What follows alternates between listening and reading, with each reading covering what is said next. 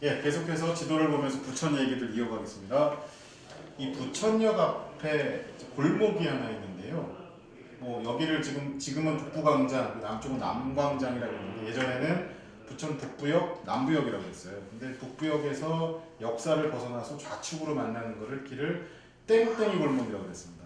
이 땡땡이 골목이라는 용어는 저희 세대는 당연히 알고 저보다 10년 후배 세대들까지는 알더라고요. 근데 한 세대가 더 가면 모르더라고요. 그거를 모르는데 이 땡땡이 골목의 어원은 정설은 조금 더 가면 여기 자유시장이라고 돼 있는 이쪽에 전철이 흘러가는 건널목이 있었거든요.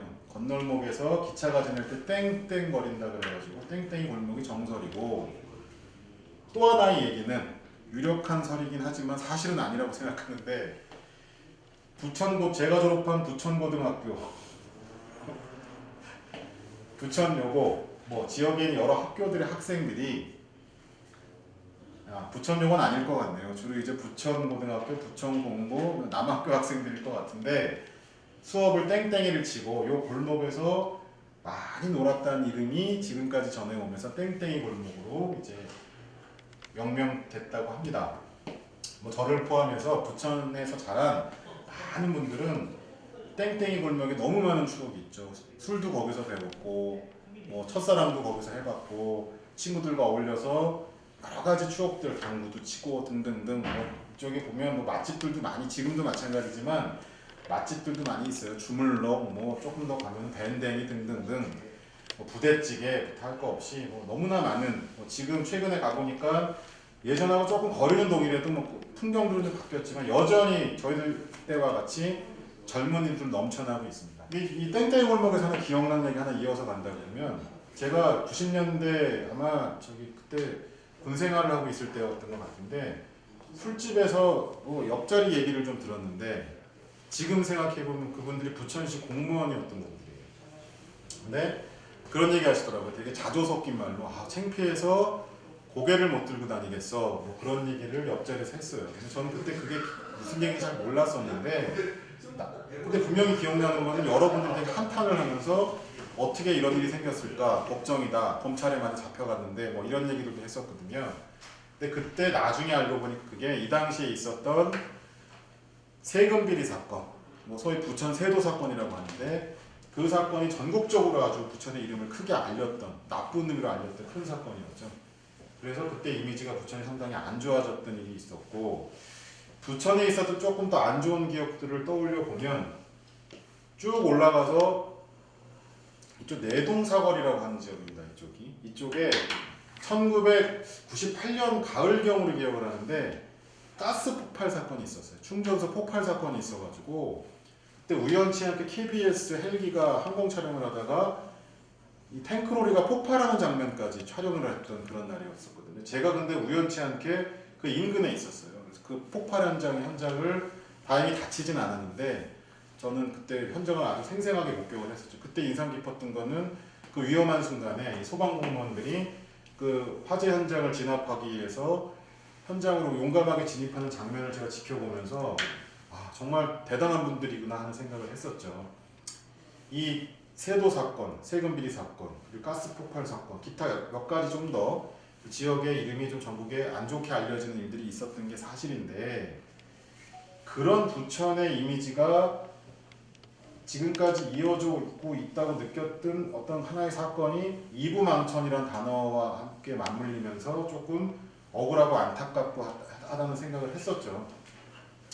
그런데 제가 이 말씀을 왜 꺼냈냐면, 이부망천이 완전히 틀린 얘기고 또 부천의 그런 안 좋았던 일들의 이미지는 다 정말 과거의 얘기다라는 걸 꼭 강조해서 말씀드리고 싶은 거는, 부천시는 이제 문화도시로 이미 이름을 알리고 있습니다. 부천 판타스틱 국제영화제도 있고 만화축제 등등 여러 가지 애니메이션 페스티벌 등 여러 가지 문화축제들이 부천에서 이루어지고 있고요. 예술계, 문화계 등등의 만화 쪽은 말할 것도 없고 기타 예술계, 또 음악계 이런 쪽에 많은 분들이 부천 지역을 기반으로 활동하고 있는 게 또 사실입니다.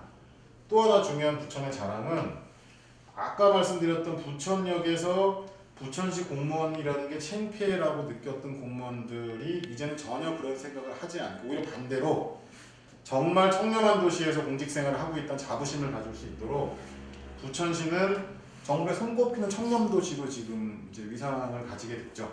그 자세한 얘기는 다 말씀 못 드리겠지만 많은 노력과 많은 고생 끝에 한 10년 전부터 부천시 지금까지 정말 청렴한 도시 중에 하나로 이름을 날리고 있습니다. 그래서 이 부천에 살고 계신 시민들께서 기존에 알고 계신 문화도시 자랑, 뭐 교통이 편리한 도시 등등 여러 가지 부천 장점이 있지만 모든 행정행위의 근간이 되는 공직자의 청렴성만큼은 뭐 전국에서 알아주는 도시가 됐다. 그래서 예전에 얘기했던 부패하다는 이미지는 이미 사라진 지 오래됐다. 이런 말씀을 꼭 드리고 싶고 거기다 숟가락을 좀 얹어서 제 생각을 좀 말씀드리면 저는 부천시가 이렇게 청렴도시로 거듭나는 과정에서 시청 감사관으로 근무를 했었고요.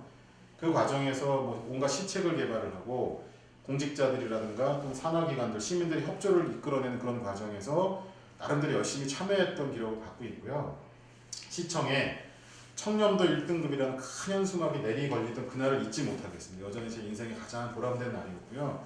또 다행히도 그런 기조가 지금까지 잘 이어져가지고 부천이 계속해 청렴도시 남아있다는 게 제가 공직생활의 큰 보람이라고 생각을 하고 이번에 제가 부천시장에 출마하게 된 계기 중에 하나는 그 당시 청렴한 도시를 같이 갖고 가는 과정에서 정말 많은 일들을 해야 됐었어요. 그런 와중에 제가 많은 경험도 갖게 되고 또 공직자들 또는 우리 사업을 하시는 분들, 시정의 이해관계자들, 정치인들 이런 부분들의 입장도 많이 이해하게 되고 이제 그래서 행정이라는 기본이 청렴이니까 청렴한 도시의 어떤 그 역사를 계속해서 제가 같이 그 건설 과정에 참여했던 그 땀을 흘렸던 기억들을 같이 가지고 부천시가 계속 청렴한 행정을 해나간다는 전제하에 또 다시 한번 제가 그 청렴 행정을 이끌고 싶고요.